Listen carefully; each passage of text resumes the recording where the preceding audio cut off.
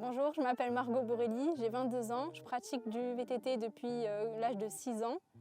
Là, ça fait 2 ans que je suis au Team Marseille VTT Passion et je pratique du XCO, donc Cross Country Olympique, et XCE Cross Country Eliminator en compétition au niveau national et international.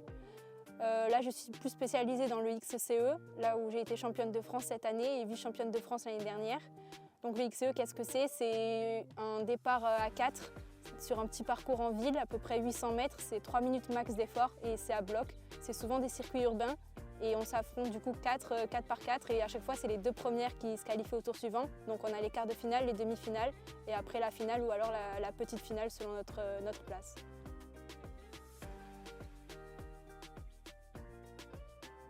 Pour mon début de saison 2024, donc ça s'est plutôt bien passé. En cross-country olympique, j'ai fait des top 25 en Coupe de France, au championnat de France et en Coupe catalane. Et en XCE, sur ma première Coupe de France, ça s'est pas très bien passé. J'ai chuté lors des qualifications et ça m'a un peu perturbée pour la suite. Après, j'ai enchaîné avec des Coupes du Monde où j'ai fait 3e à Paris. Et après, j'ai enchaîné avec le championnat de France où du coup j'ai gagné. Et voilà, et là pour la suite, je suis sélectionnée pour les championnats du monde qui sont dans 1 mois en Allemagne. Et voilà.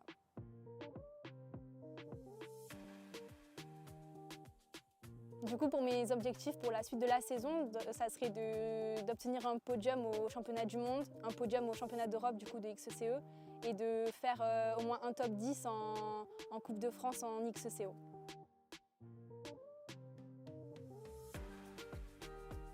Ce qui m'a motivée à continuer dans le cyclisme, c'est que c'est le dépassement de soi et le goût de l'effort que j'aime vraiment. Et du coup, me spécialiser sur le XCE, c'est vraiment une discipline que j'affectionne énormément de par l'explosivité et la technicité que ça demande. Et c'est vraiment ce que j'aime.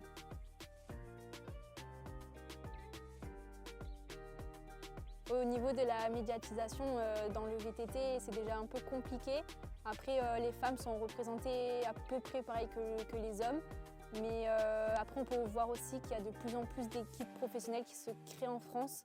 Mais après, ça reste quand même un peu délicat encore pour les femmes en VTT.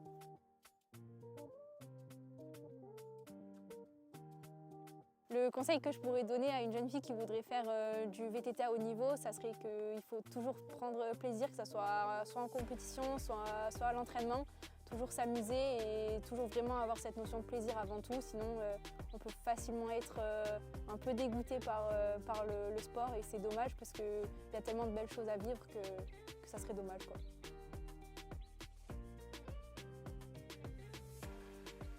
Pour mon anecdote, c'est cette année, ça s'est passé au championnat de France. Je suis arrivée de ma course du XCO et j'ai dû aller faire le test antidopage et c'était donc mon premier et j'ai mis beaucoup de temps à arriver à aller faire pipi. J'ai mis quasiment 2h30. J'ai bu 1,5 litre d'eau. Et quand je suis sortie de la salle où j'ai enfin fait pipi, les autres garçons ont pris juste pour faire leur test. Donc en gros, j'ai pas vu leur course. J'ai bu beaucoup trop d'eau.